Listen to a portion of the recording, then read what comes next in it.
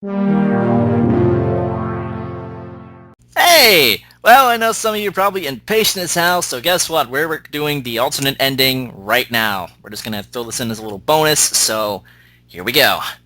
Part 13, 2 of by C, the anti-box ending. I stared at the box for what must have been hours, but it felt like 3 weeks. It was getting darker and a chill breeze flustered through the trees. I waffled agonizingly back and forth between what I wanted to do and what I should do. This wasn't her handwriting or her paper. I had no reason to think she wrote it or that she even was alive anymore. My imagination had started to get the best of me, and I could clearly envision all the hideous things that would be staring back at me from the box's depths. A ruptured organ, a severed head, and I couldn't imagine anything good being in the box. It was too much to take. For the first time in my life, I made the responsible decision. I wouldn't let Nook get to me like this.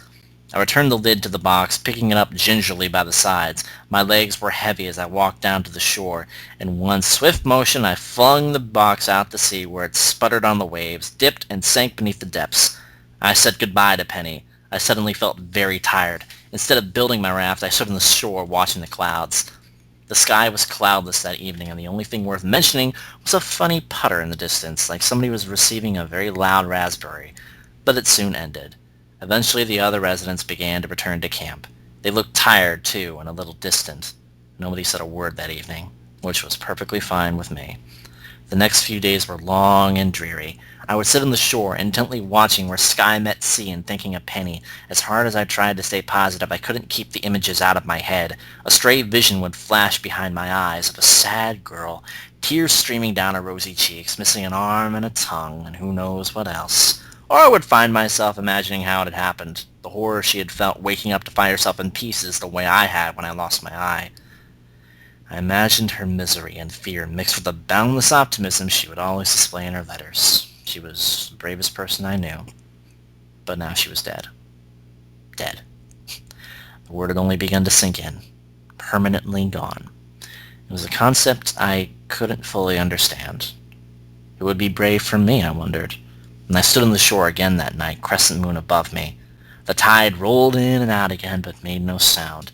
In the distance the waves flattened out to a black ink as though the oceans were made of hardened oil. Before me the sea shimmered oddly in the moonlight, catching my attention. A gash erupted from the oily plain, draped in a black dress, almost indistinguishable from the surrounding landscape. It began to slide towards me. I rubbed my eyes, terror creeping into my skin and planting small bumps along my arms and neck.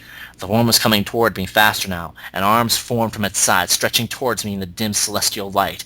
As it neared I could make out its shape, the silhouette of a young girl now moving at terrifying speed towards me.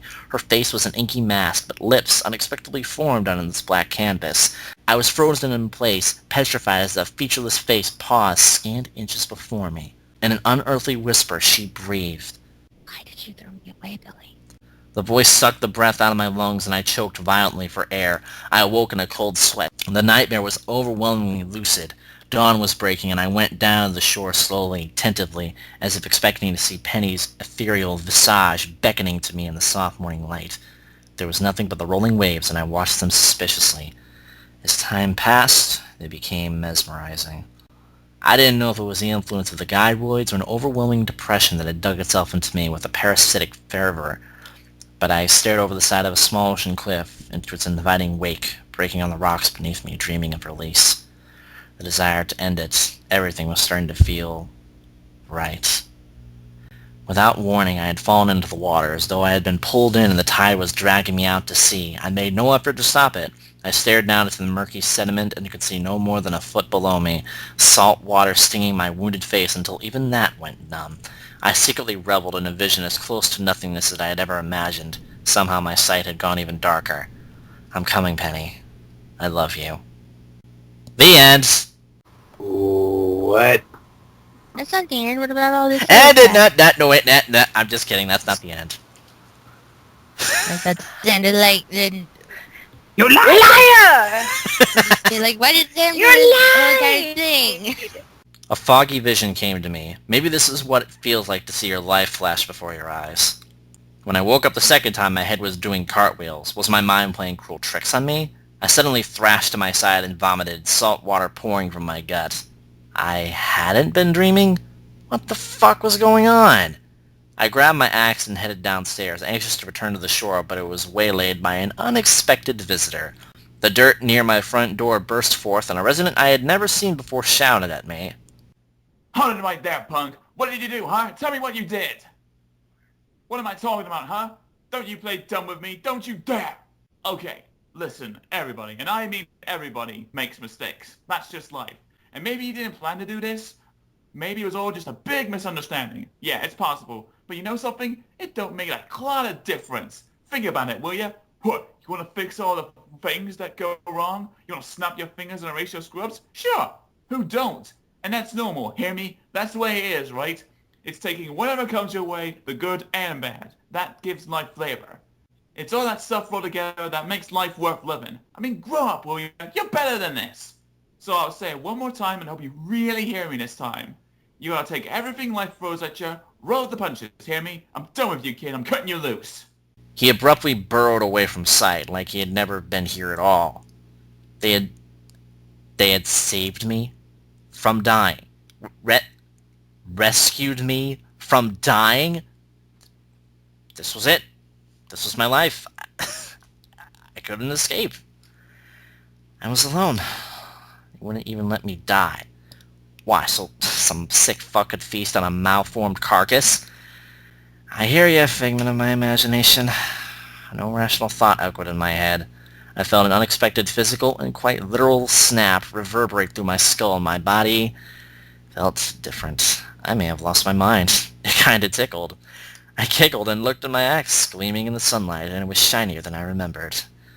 So pretty. Let's all go to the Nook and Go. I was happy to see Tom, even if he looked funny today. He was wearing a bandage on his head. What a goof. He had to meet my new friend, Mr. Axe. As I burst into the store, Tom was shouting something at me. I think it was... Wait! Stop! Let me explain! But I know Tom Nook is a liar, so I really don't see how it mattered.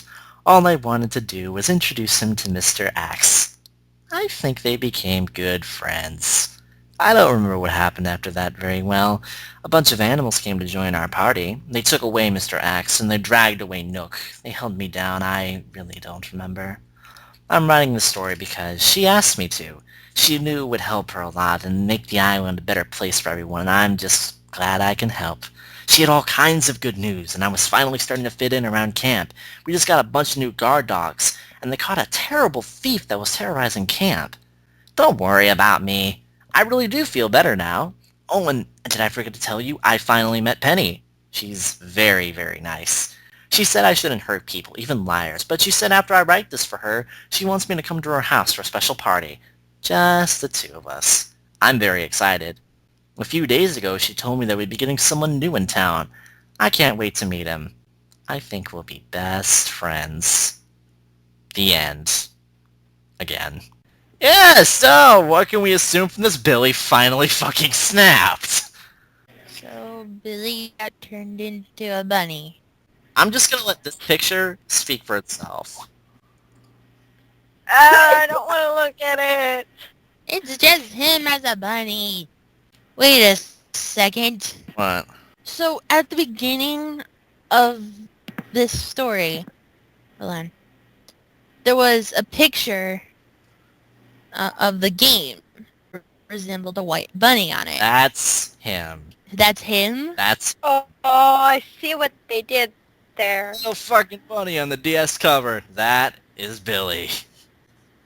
Oh god. Oh, Yeah, I don't want to play this game, Zach. Don't ever get me this game. I will kill you.